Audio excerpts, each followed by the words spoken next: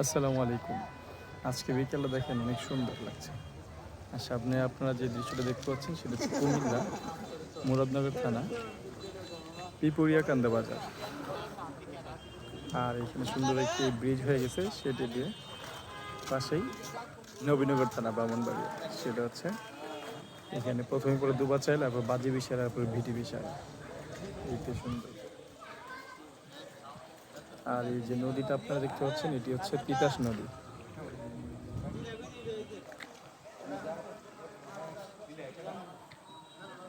আর আমি এখন আছি ব্রাহ্মণবাড়িয়া জেলা বাঞ্ছারামপুর উপজেলা ফরদাবাদ গ্রাম। আর এটা হচ্ছে আমাদের রবির বাজার খেয়াঘাট।